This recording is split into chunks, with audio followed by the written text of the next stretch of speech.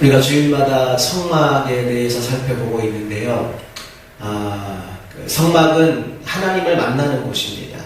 이스라엘 백성들이 하나님을 만나고 거룩한 하나님 닮은 백성이 되도록 만들기 위해 하나님이 성막을 만들라고 하셨고, 그 성막에 여러 가지 물건들을 만들라고 명하신 겁니다. 제일 안쪽에 있는 것이 바로 성소와 지성소인데, 단면을 잘라보면 이런 모습이죠. 성소 안에는 금촛대와 진설병상 그리고 분향단이 있고요. 성소 안으로 지성소 안으로 들어가 보면 언약궤가 있습니다. 언약궤 안에는 십계명 돌판이 들어있고, 그 뚜껑에 속죄소라는 이름의 뚜껑에 위에 두 그룹 천사 둘이 조각이 되어 있어요. 특별히 출애굽기 25장 22절 말씀을 보니까 거기서 두 그룹 사이에서 내가 너와 만나겠다, 또 내가 너에게 말할 모든 명령을 거기서 내가 하겠다라고 말씀하셨습니다. 그래서 언약궤는 하나님의 임재를 상징하는 굉장히 중요한 물건이라고 볼 수 있습니다. 하나님의 임재하시는 언약궤 그 바로 앞에 있는 게 무엇이냐? 바로 분향단입니다.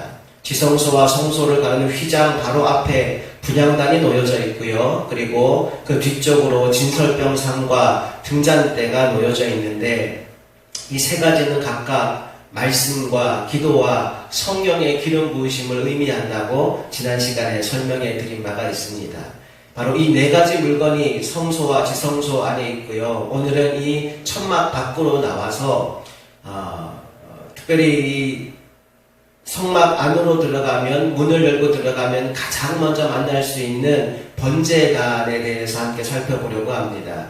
이스라엘 백성들에게 있어서는 사실 성소 안에 들어있는 물건들보다 번제단이 가장 많이 경험할 수 있는 제단입니다. 왜냐하면 이 성막 안에는 성소와 지성소에는 레위지파 제사장들만 들어갈 수 있고 일반 백성들은 출입이 안 되는 곳이거든요. 그래서 그들이 예배하는 곳, 그들이 하나님을 경험하는 가장 많은 경험은 바로 오늘 공부할 번제단을 통해서라고 볼 수 있습니다.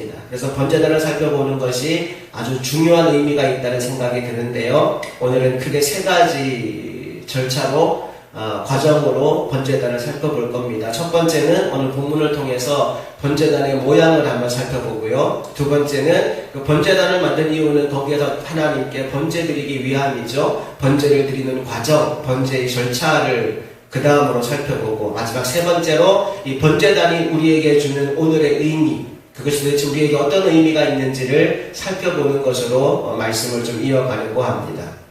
자, 먼저 번제단의 모양을 살펴볼 텐데 27장 1절 말씀이 이렇게 시작하죠. 너는 조각목으로 길이가 5규빗, 너비가 5규빗의 제단을 만들어라. 네모 반듯하게 하고 높이는 3규빗으로 하라고 말씀하십니다.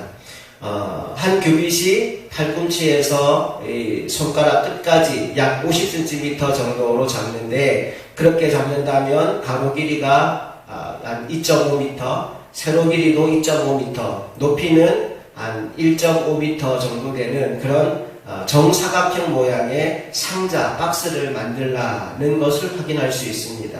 재료는 성막 안에 있는 것과 똑같은 재료, 언약궤나 진설병상이나 분향단과 똑같은 재료인 조각목을 사용합니다. 자, 그런데 2절에 보니까 특이한 것 한 가지가 붙어요. 그 네 모퉁이 위에 뿔을 만들되 그 뿔이 그것에 이어지게 하고 그랬습니다.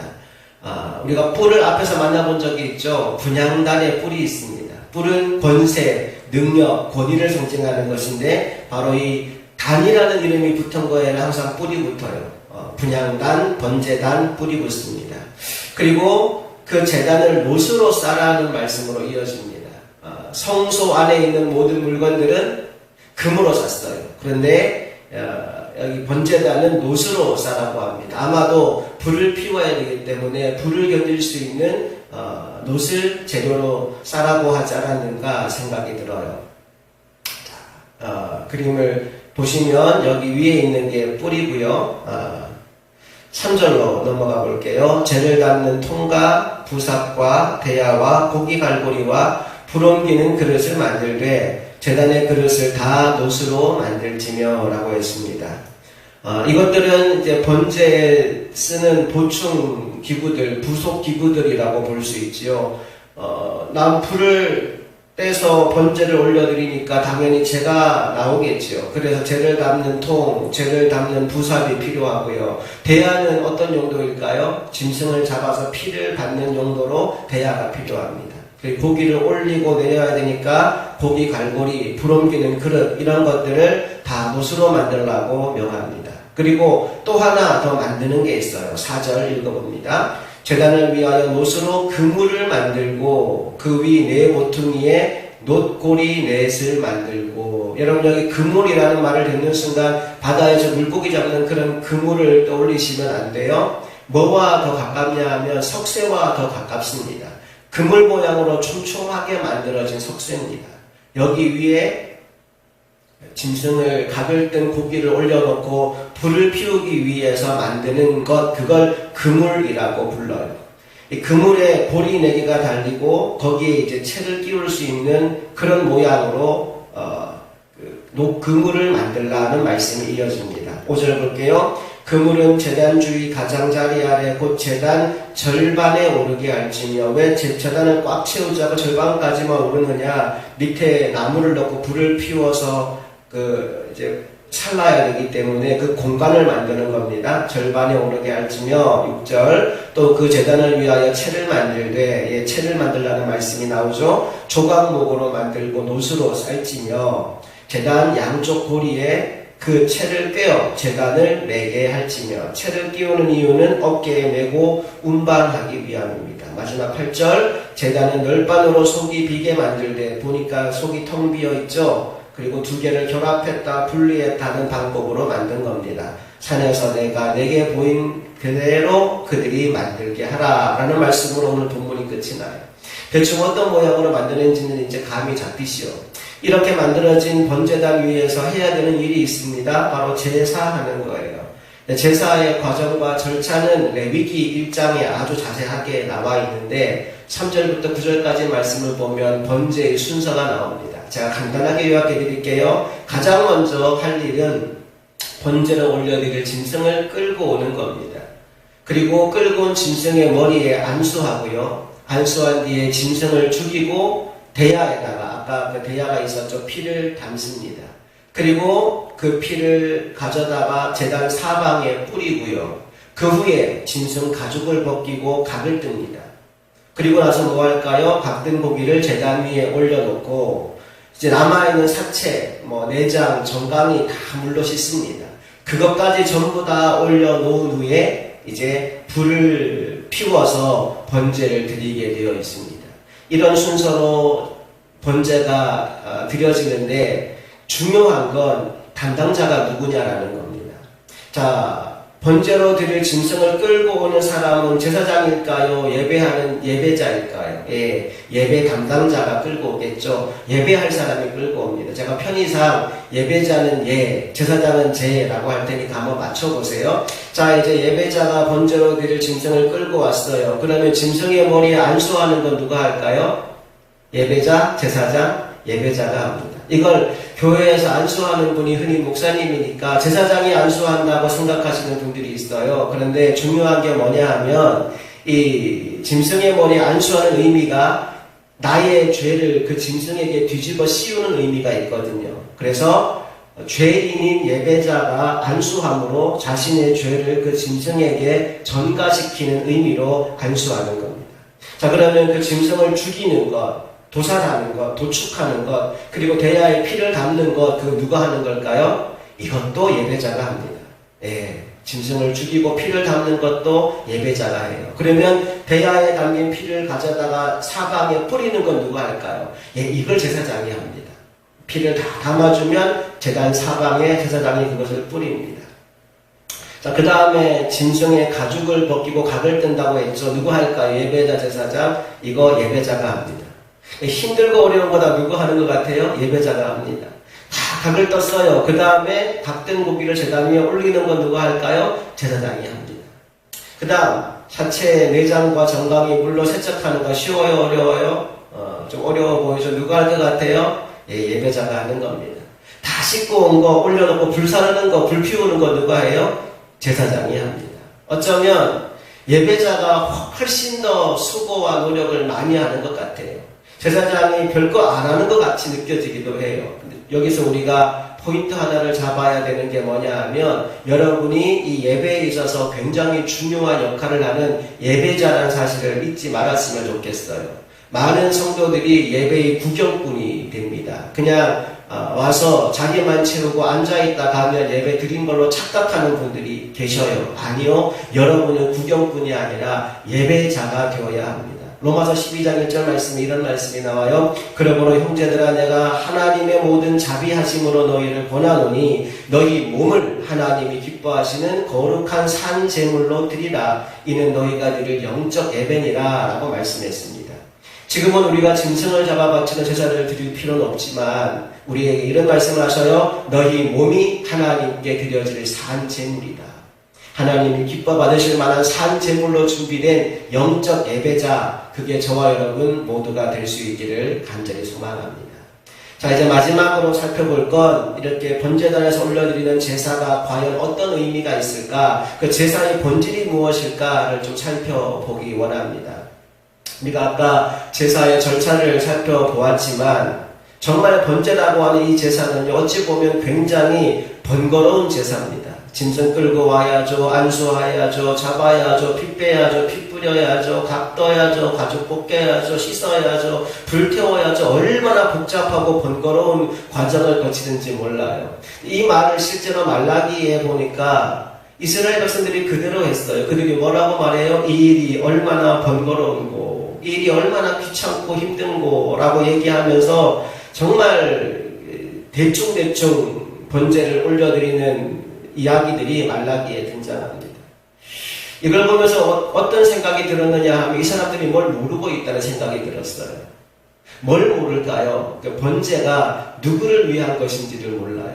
여러분께도 물어볼게요. 번제는 과연 누구를 위한 제사일까요? 하나님을 위한 걸까요? 우리들을 위한 걸까요? 예, 정답은 2번 우리들을 위한 겁니다.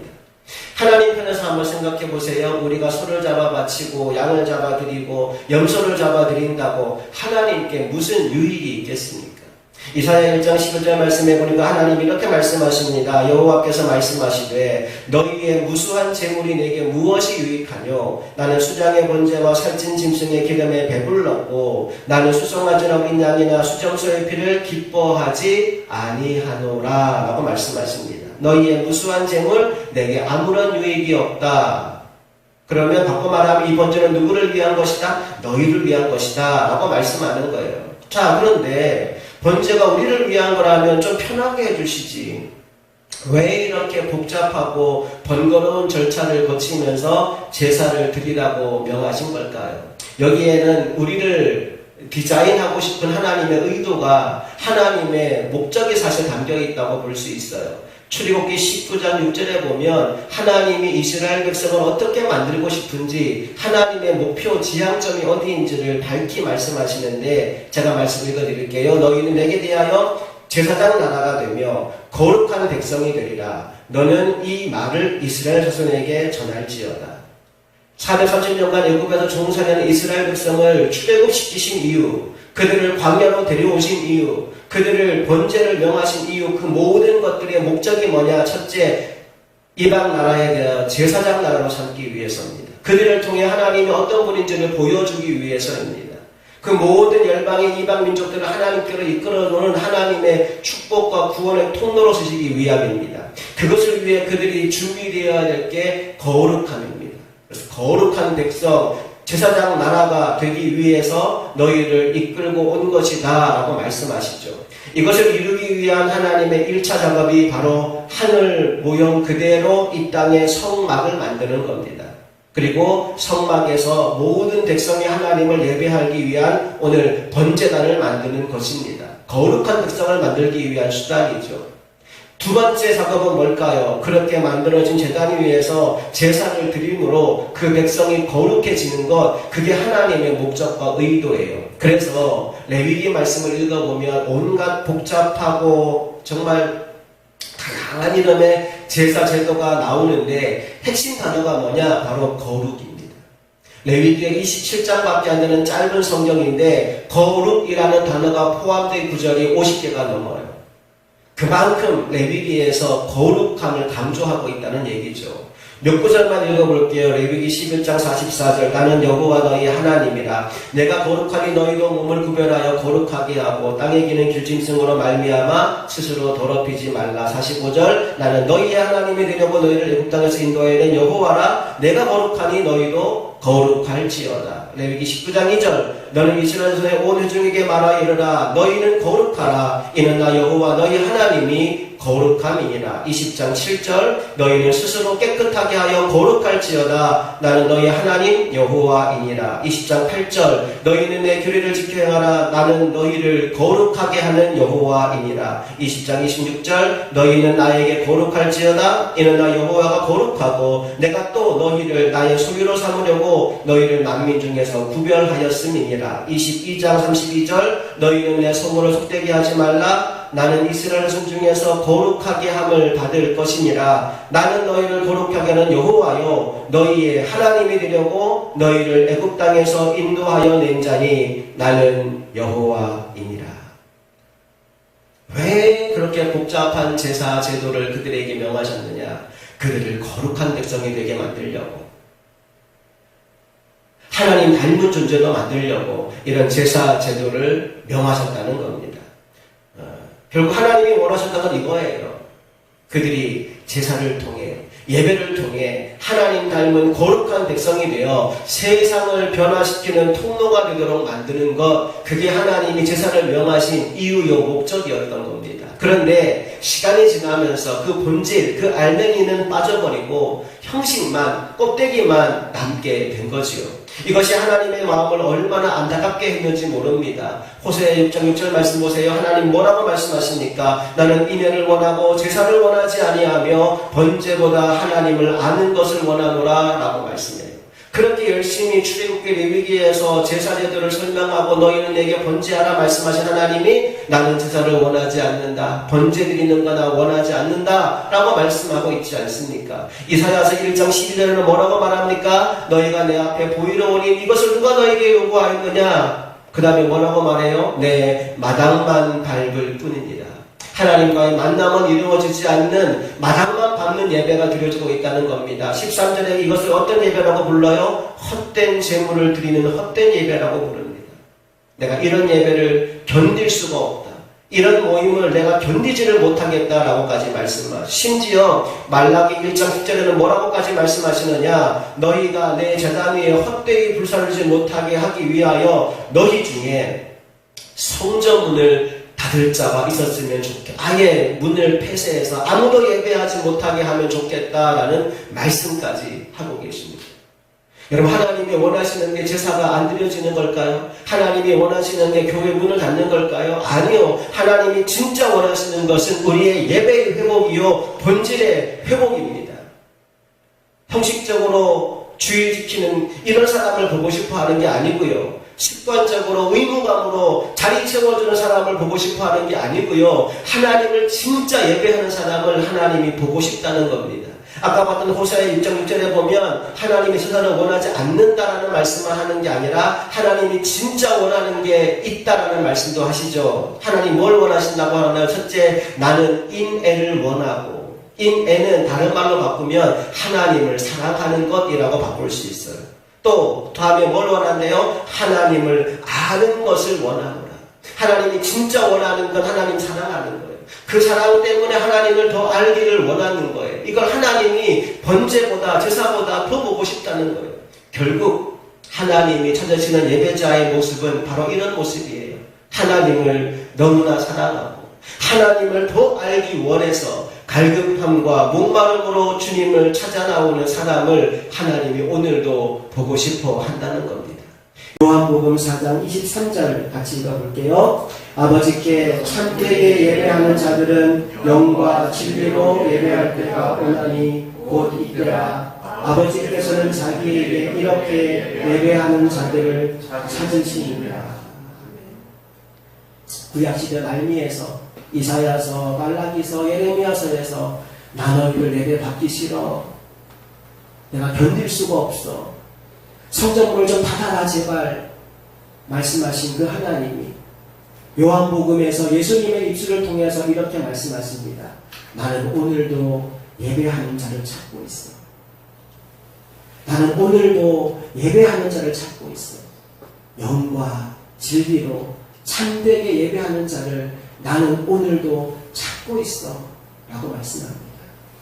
하나님은 오늘 이 자리에서 함께 예배하는 저와 여러분이 그 하나님 눈에 발견되는 예배자, 내가 찾던 예배자가 다 여기 모여있구나 인정받는 하나님의 사람들이 다 될 수 있기를 주님 이름으로 축복합니다. 아멘.